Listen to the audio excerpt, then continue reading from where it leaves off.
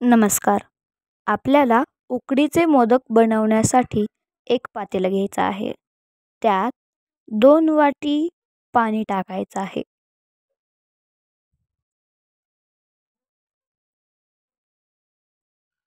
आता त्यात चवीनुसार मीठ, 1 पोह्याचा चमचा तूप टाकून हे सर्व एकत्र करायचं आहे.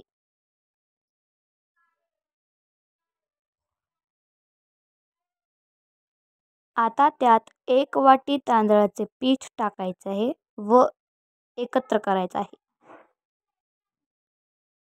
आता हे झाकून ठेवायचं आहे.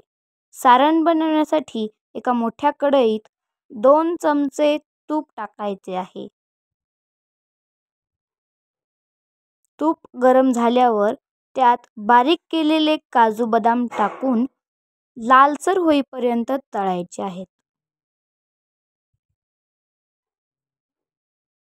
काजू बदाम लाल झाल्यास त्यात किसलेलं नारळ टाकायचं आहे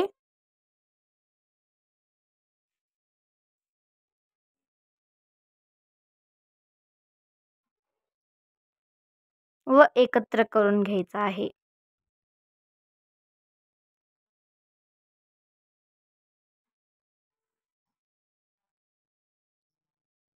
आता त्यात 1 चमचा खसखस व 1 चमचा विलायची पूड टाकून हे सर्व एकजीव करायचे आहे. खोबरं थोडंसं लाल झाल्यावर त्यात गूळ टाकायचा आहे व हे सर्व एकजीव करायचे आहे. आपलं सारण तयार आहे. गॅस बंद करून घ्यायचा आहे. आता आपली उकड देखील तयार आहे. ते एका मोठ्या ताटात काढून अशा प्रकारे एकजीव करून घ्यायची आहे व ती मळून घ्यायची आहे.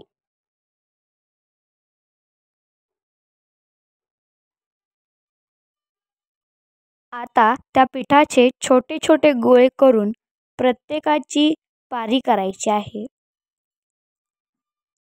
त्या पारीत आपण बनवलेले सारण टाकून ती पारी बंद करायची आहे.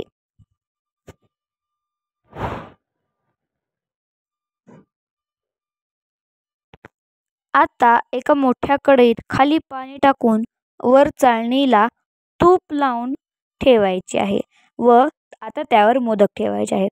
प्रत्येक मोदकाला केसर लावणे हे तुमच्या इच्छेनुसार आहे. आता हे झाकून ठेवायचे आहे. आपले मोदक तयार आहेत. त्यावर आता तुपाची धार सोडायची आहे.